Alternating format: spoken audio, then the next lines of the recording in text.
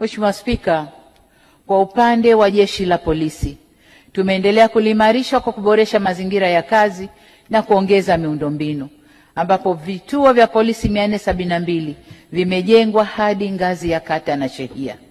Natoa pongezi nyingi kwa Jeshi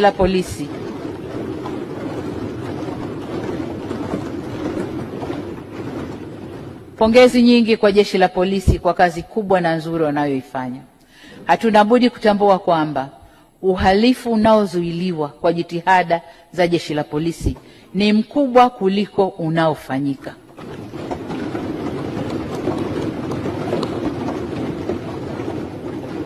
Kasi ya kuwabaini na kuwakamata wahalifu na kuwafikisha mahakamani imeongezeka, jambo ambalo bado hatujafanikiwa vya kutosha ni ajali za barabarani.